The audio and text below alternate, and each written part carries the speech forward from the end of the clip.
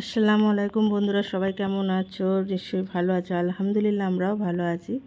এই যে আজকে সকালে আমাদের মসজিদের নাস্তা, আমাদের পাটা ছোট এবং আমাদের 1-1.5 মাস পর পরেই আসে নাস্তা, আমাদের ঘরের নাস্তা। তার জন্য আমি ছোলার ডাল ভিজিয়ে রেখেছিলাম। ছোলার ডাল ভিজিয়ে রেখে আলু দিয়ে ছোলার ডাল দিয়ে তরকারি করেছি, একটু সামান্য মিষ্টি মিষ্টি করে। আর কষিয়ে নিয়েছি, কষিয়ে দিয়ে সমস্ত রকম মশলা দিয়ে কষিয়ে নিয়েছি। কষিয়ে নিয়ে এবার আমি প্রেশারে দিয়ে দেবো।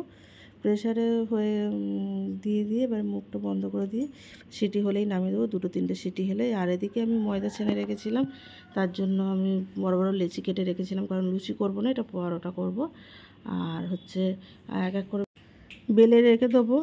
আর এই যে বেলে রেখে দেওয়ার পর একটাতে তেল দিয়েছি, আর এটাতে 6টা আমি এরকম করে মুড়ে নেবো, কারণ এতে তেলটাও কম লাগে আর হচ্ছে তাড়াতাড়িও হয়। আমি তাড়াতাড়ি করে করে নিই। এই চৌকোনো পরোটা করে নিচ্ছি, আর বাদবাকি ত্রিকোণ পরোটা করব। আমার এদিকে করা হয়ে গেছে, আর এগুলোকে আমি বেলে নেবো।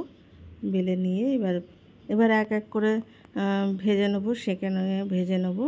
আর এদিকে আমি 3টে করে একসঙ্গে করি, যাতে আমার তাড়াতাড়ি হয়ে যায় এবং তেলটাও কম লাগে। আর হচ্ছে এদিকে আমার হয়ে গেছে। আর 2টো ডিম পোচ করে দিয়েছি। আর এই পরোটাগুলো সাজিয়ে দিয়ে দেবো নাস্তা সকালের।